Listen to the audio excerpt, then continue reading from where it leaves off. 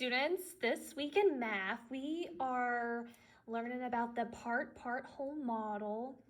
So if you look in this problem right here, the 4 is a part, this box is a part, the 7 is a whole, but this whole entire thing is the part-whole model. Now let's look at this problem, shall we? You have 4 hats. You buy some more. Now you have 7. How many hats do you buy? Now if we look in this problem, 7 is the whole number, and then we have 4. So we have 1, 2, 3, 4. We have 4 in that box, and we're trying to figure out how many is in this box right here. Another way to look at this problem, since we're trying to find the number 7, a mystery number that adds up to 7, we can write it like this. 4 plus blank equals 7, because 7 is the whole sum in this problem. Now, we're trying to figure out how many hats did we buy. Since we have a total of 7 hats, the first time you went to the store, you got 4. And then the second time you went to the store and you got this mystery amount. And then now total hats you have in total is 7 hats. So we can look at this problem in several ways. We could subtract, since we're trying to find a mystery number, we could subtract 7 minus 4 equals what? So if we draw 7 dots, for example, 1, 2, 3, 4, 5, 6, 7. We have 7 dots right here. And if we just want to count out 1, 2, 3, 4, how many are left? Let's count how many dots are left over. 1, 2, 3. We have 3 dots. That's how many mystery hats we bought. So we have 1, 2, 3. So 3 is our missing number.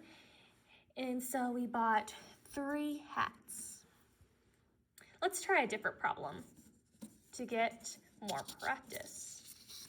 So we go to question number 5.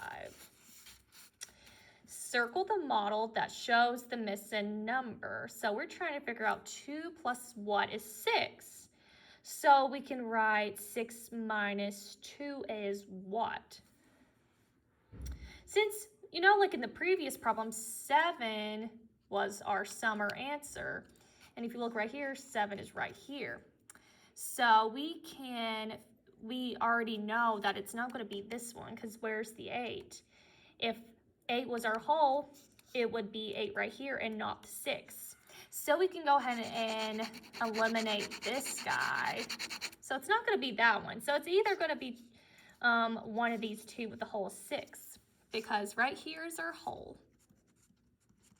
And right here are the holes of the 6.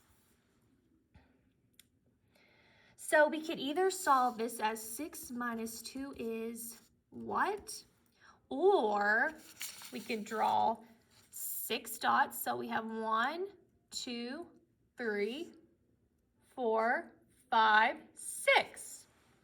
And since we know we already have 2, so we just take away 2. So 1, 2, you could draw like a little circle. And then you can count the remaining dots. So we have 1, 2, 3, 4. So 2 plus 4 equals 6. So 2 and the 4 are parts, and 6 is our whole. So which one of these models has 2, 4, and 6? It'll be this one in the middle. So we'll draw a circle around that guy. And 2 plus 3 equals 5. So that would not make sense anyway. So we can eliminate that problem. Elimination is good for problems. It makes it easier to solve the answer. Now the next question, there are 4 teachers in a room. More teachers enter the room. Now there are 9. How many more teachers enter the room? Every time when I see the word more, I know that's going to be more teachers. So let's see. There are 9 teachers in total. So we know that 9 is going to be our whole. And where does the whole go? The whole goes at the bottom of the problem, since the whole is going to be a combination of the 2 parts. And there are 4 teachers in a room. 1, 2, 3, 4. Since it said there's 9 teachers in a room total, so we got 9 as the whole, and then we originally start out with 4, and then at the end of the problem, it said there are 9 total. So we have 1, 2, 3, 4. So we can go ahead and write 9 as the whole, and 4 plus what is 9?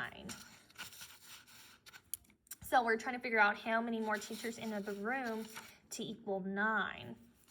So we can do the same method. We can do 9 minus 4 and do a number line problem to solve that. So let's try number line. So we have 1, 2, 3, 4, 5, 6, 7, 8, and then 9. Oh, sorry, let me move that up. There we go. So we have 9 in total, so we're gonna make a little dot at 9. And we can just count backwards from 4. 1, 2, 3, 4. And that gave us the answer 5. So we have 5 teachers in a room. And we can also do it as the dot method. So we can say 1, 2, 3, 4, 5, 6, 7, 8, 9. And we had 4 taken away. Now, how many are left? How many dots are left?